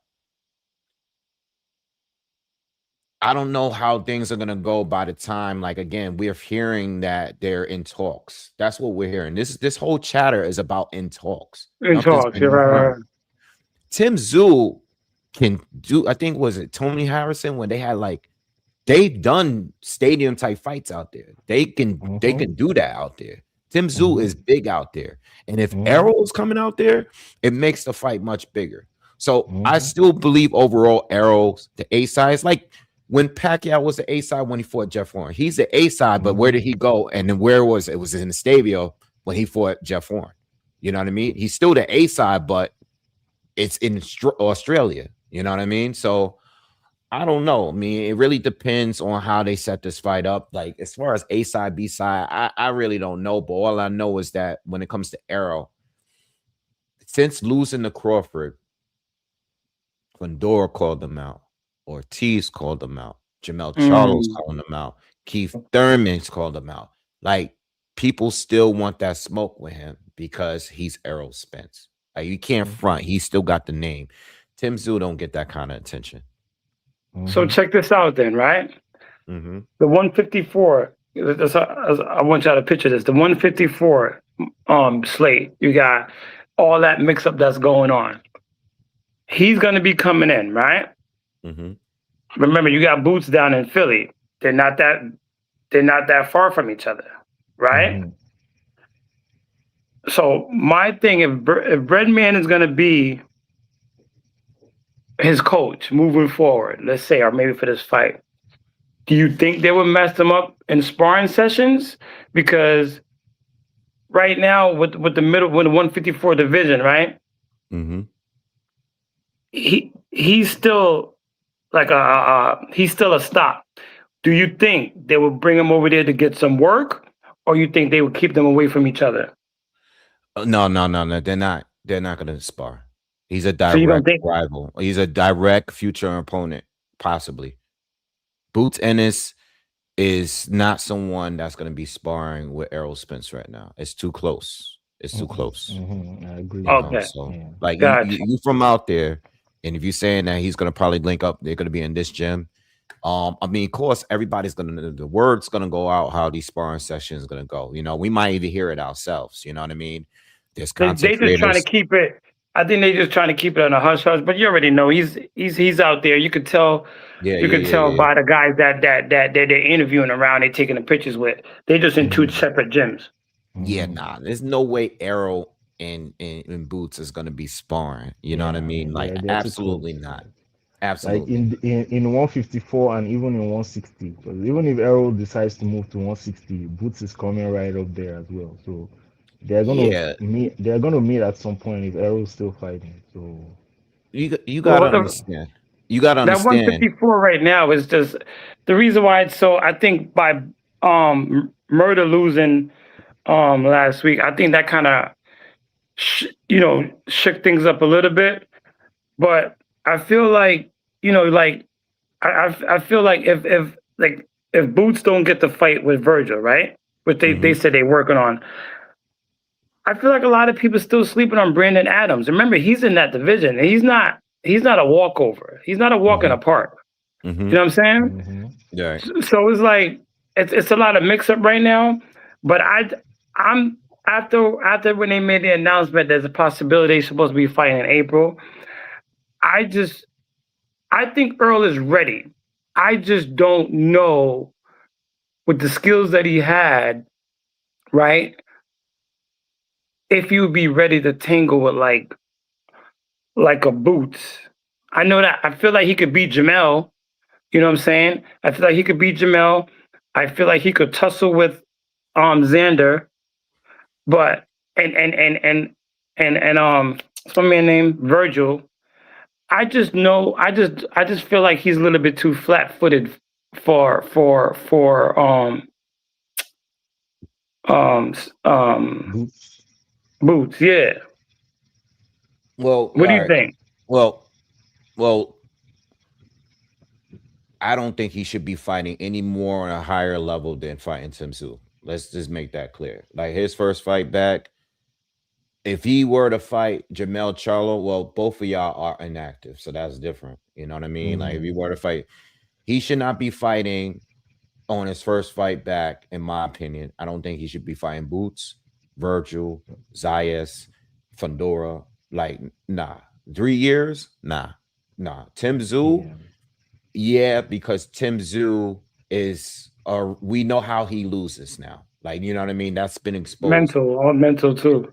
We know exactly where Zoo is right now. But anybody past Zoo is too dangerous to me. Yeah. Like that championship guys. I mean, I think if Josh Kelly were to give him a title shot, I would go for it because Josh Kelly, the weakest link.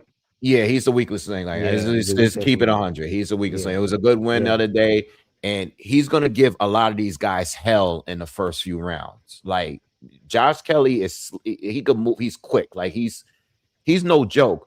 But his style at the height of his fights, it's a lot of energy drained.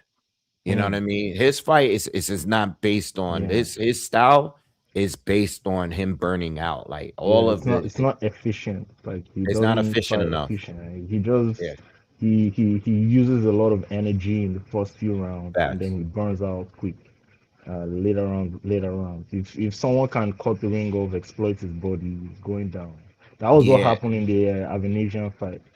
Um, facts. Yo, so I watched that fight before I did the breakdown, and Avanesian is very underrated. I mean, yo, even in the fight with Bud, the few shots he landed clean on Bud, because Bud looked rusty in those first couple rounds. He's quicker than what you think, because he comes off as just being a flat-footed guy who fights in a high guard, but he closes like distance very quickly, and then right. he's throwing an overhand right before you know it. You know what I mean? Yeah. And Josh Kelly screwed up in that fight because he hurt Avanesian in the second round and he blew his load. Like he just let his hands go and he punched himself out. Yeah. Avanesian is very, very like low-key dangerous. You know what I mean? That's why when Boots fought him, even Boots got hit a lot in that fight. Oh yeah. He got Yeah, hit a he lot. did. Yeah. Everybody did. was saying, is that the fight I went to? Yeah, I went to that fight. He got hit a lot in that fight. Yeah. He got hit a lot. Yeah, he did. Yeah. So Even I mean, in the fifth round knockdown, just before Boots scored the knockdown, he tagged him as well. Like he was throwing a lot of punches, good shots in that fight. Okay, but to your points though, so if Errol fights Boots, just stylistically, based on the Crawford fight, we don't know how Errol looks yet, but I'm talking about, I'm just looking at Errol's past fights and how he used to fight, just based on styles. I think Boots is going to give him a lot of issues, just because he also switch hits. He's very awkward. Like his style is, he does everything too. He fights his hands down. He's crafty. Errol, being that he's like fundamental, just a southpaw stance, walking forward type of guy. I mean, he boxed against Mikey Garcia, but like, Boots can play that boxing waiting game too. So Boots comes with a lot. It's a lot to deal with. I don't think I would favor Boots in that fight actually. Errol versus Boots. Now, let's see if Boots fights Virgil and see how he looks against Virgil. And then we see Errol's comeback fight, then you'd be like, damn. Yeah, you can tell. You can tell. This is my thing about. Oh, go ahead, please, real quick. I think at some point by the end of this year, right, depending on what happens in the next month or two, next 2 months, somebody got to meet. Either Xander gonna have to meet with Boots or Virgil. Earl gonna have to mix it up with one of them. Because I feel like they're trying to find the easiest route for Xander. I think they want him to almost collect all the darn belts right now, right? So they probably have him fight Josh Kelly, right? Get that belt, and they making Boots. They're gonna make Boots Earl, or unless Earl go into the WBC direction to fight winner I mean like Fondora. Like Keith Thurman fighting. Yeah, Fondora. Yeah, unless they move him that direction, because he's still with PBC, right? So if he gets that belt, they could have either Virgil gonna fight for the Xander belt, the winner, or Boots, and Earl just take the Fondora if he beats him and wait for them. But at some point, he's gonna have to be tested by the end of the year. Earl, I'm talking about. So look, check it out. The reason why I have hope in Boots and Virgil is because dazn wants it. dazn, all this promoter beef, smoke and mirrors, like Oscar, all that. At the end of the day, the broadcaster wants it. You know what I mean? It's beyond. If this was something like Golden Boy was still over here doing shows and Matchroom's over there doing shows, then I'd be a little concerned about that. Now Josh Kelly, supposedly was signed to fight Boots after getting that Bachman fight. But for whatever reason now, stories changed. Eddie's saying that Josh don't have to fight him. In my opinion, this is how it's gonna go down. If Boots and Virgil fight, um, if I mean, if I'm hoping those two fight next, right? But Mhm. I believe Xander and Josh Kelly is going to be next. I think they're going to Yeah. do it. Xander Yeah. is already, he's already on the road of picking up titles, and Josh Mm-hmm. Kelly is like trying to, he calls out Xander first. Mm-hmm. He calls out Xander and Connor Ben. So we already know the kind of energy he's on. He's not trying to fight Boots. You know what I Mm-hmm. mean? He's not. So at the end of the day, yeah, some of these guys are going to have to fight.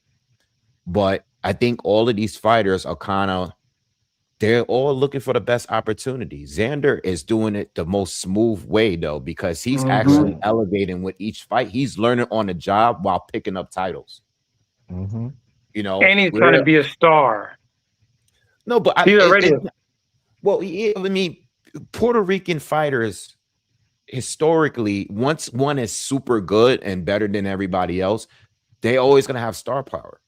They Yeah. always it's always a thing. That's why he's having the fights here in New York or in Puerto Rico. That Puerto Rican fight, even though it wasn't broadcasted, did you see like the arena, the event yeah. itself? Right. It was Right. crazy. It was Yo, It big. was it looked crazy. It was big. crazy. Yeah.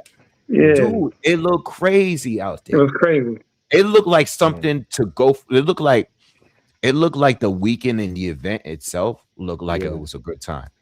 It looked Yeah. like I wish I was out there for that. Like it looked like a good Yeah. time. Yeah. It was a good. When Trinidad walked in the arena, ooh, shit, Yeah, they went crazy, man. that's what I'm saying. And he's the best. I mean, in my opinion, like, and I brought this up in a video recently. I feel like since Kodo, I think he has the most potential to be the biggest star Right. out of Mm. everybody. I think he has Right. the most potential out of all the other guys. And I'm talking about the guys from Puerto Rico. You know, like I think I brought this up recently. You know, somebody mentioned Danny Garcia, and I'm like, yeah, but Danny's from Philly. You know what I mean? Yeah. Yeah. He's from Philly. Like It's from Philly. Yeah. yeah, he's He's a from Philly Philly, dude. and he's not heavy on the culture with that. You know what Right. I'm saying? He's Right. he's a little different. You know, just like I feel like a lot of the Puerto Ricans, like Edgar Berlanga. Edgar Mm-hmm. Berlanga is if you're Oh, from New New York. York, everything about him is New York. The way Yeah, he yeah. talks, everything is about New York. Mm-hmm. That's They true. do the Puerto Rican thing. Even I mean, I like that. What's the name? What's the female boxer name? Amanda Hey, Serrano. Amanda. Amanda Serrano. Yeah. Yeah, Yeah. she's been dipping into that area more and getting the fame more, but she's at the tail end of her career. And she's a Mm. woman too. There's never been a woman out there that was big like that. So she's one of the goats of women boxing, period. But she happens to be Puerto Rican. Even though she's from New York, yeah, she's vibing out there and with that culture now. But at the end of the day, she went a long period of just being a fighter from Brooklyn, you know. Mm-hmm. But Yeah. Xander is really from out there. Like he was born out there.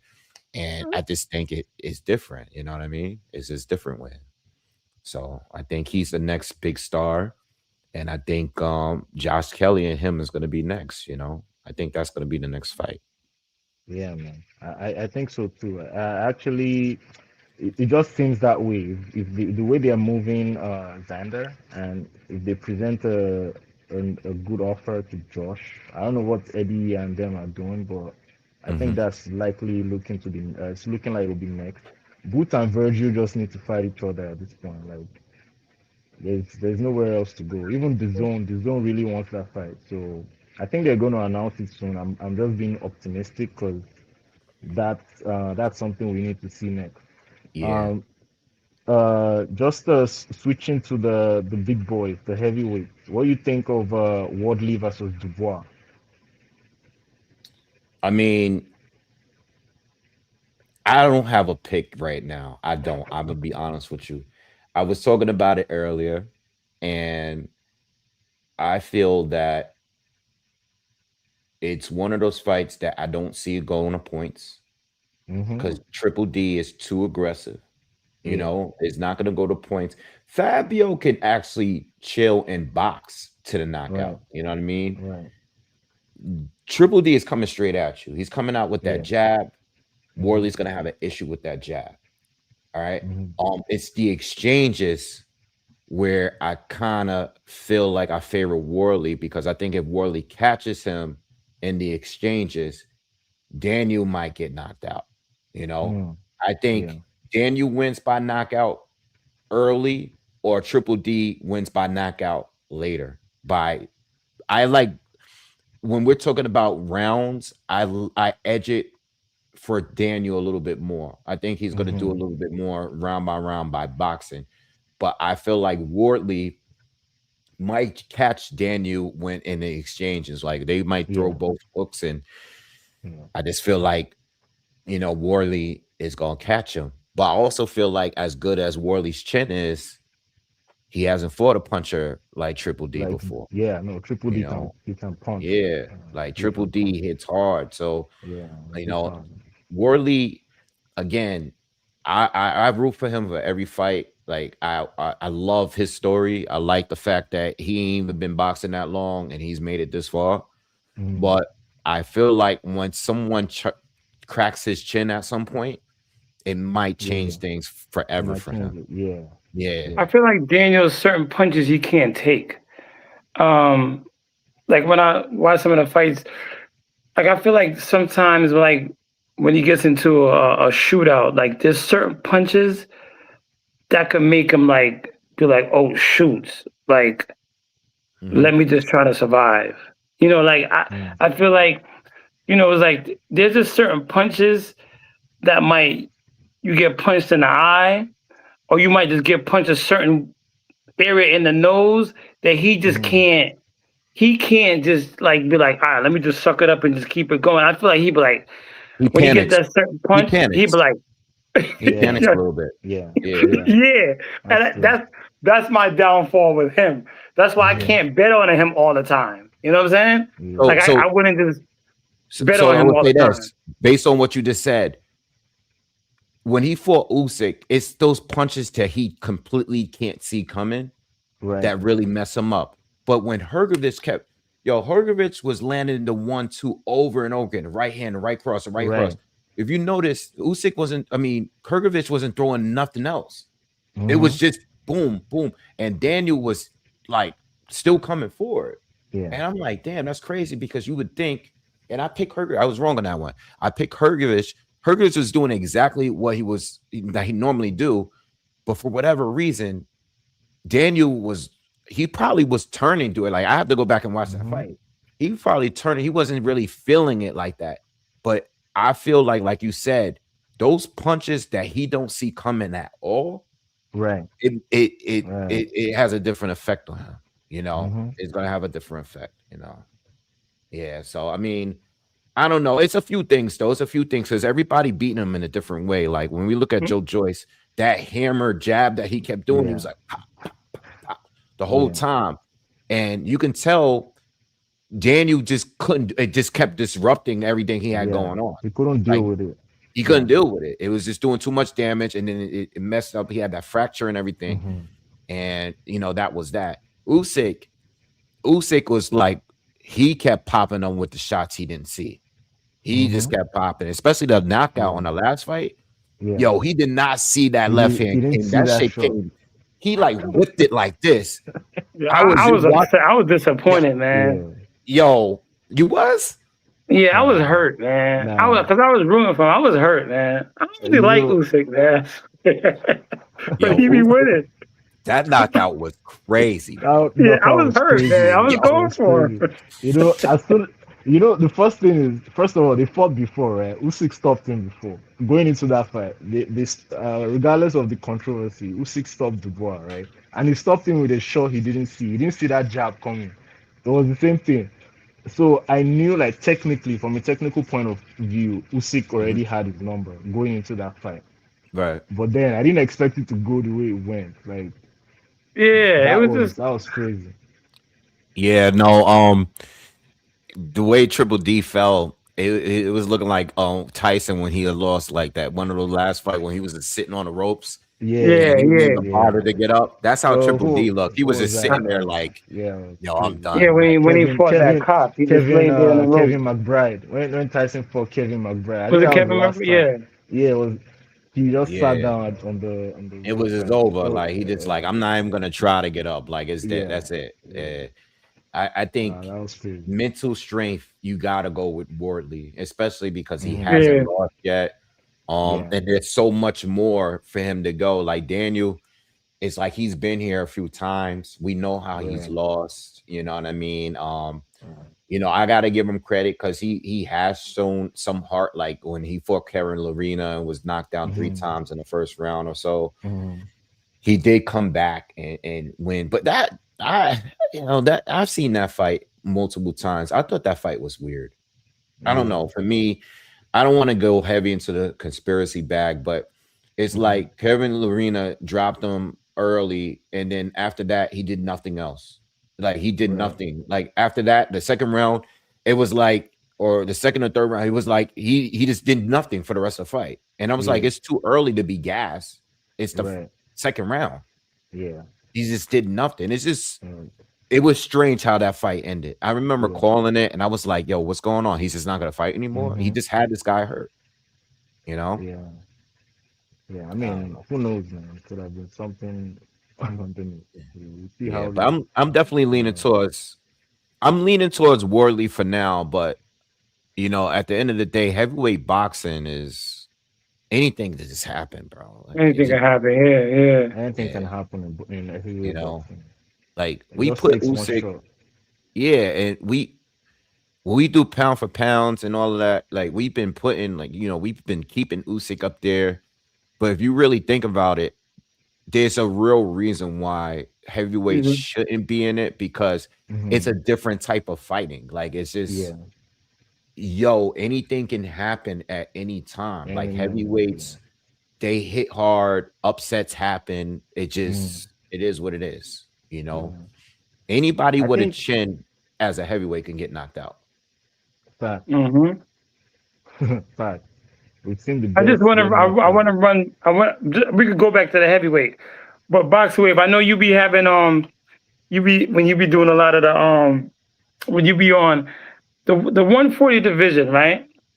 This is my issue with the 140 division, and I hope sometime when you speak on it. Like nobody, like when they do these interviews, right? Nobody is talking about Gary Russell, I Antoine know you was gonna Russell. say that. I know you was gonna say Yeah, that. and I a know lot you was of gonna say times, that. when I be watching, I'll be like, "Yo, you got to stress that more because you like." Don't get me wrong, I like Yeah. Richard Hitchison, I do, and all of that, but he be talking crazy, I know, but right? he don't want to fight him because he lost him But like 4 or 5 nobody times in the wants amateurs. to fight Gary. Nobody, even Shakur and all of them, they won the other day, and I'm like, "Yo, okay, y'all all at 140." And I be hearing, what I'm saying? Sometimes Richard Hitchens be like, "Yeah, I'm gonna just Devin, yo, you a bum." But I be like, "Yo, there's a guy down in DC, like nobody want to call his name," and I'm like, I never like is a like Boogeyman is really alive, and I'm like, no, even in the interviews with other people interviewing him, they don't even bring the name up, and I'm like, what Let about? me let me let me say this. Hold on. Let me say this. Hitchens got no excuse because I don't feel like his name ain't too big to be not fighting guys like Gary Anton Russell. Your name is not big enough. Facts. He beat you a bunch of times in the amateurs. Yeah. He beat you like 4 times in amateurs. He's even beaten Boots. I think he has more wins on Boots Yes, than Boots have wins on him. did Gary is avoided. And the thing is, too, I think Gary is I think he is beatable. He's beatable. yes, We seen yes, Plelo beat him. Even seen what's his name? Barthélemy give him hell give in him the a early part of that yeah. fight. You know what I'm Uh-huh. saying? Like Gary Anton Russell is super aggressive, but he's not the typical come forward volume puncher.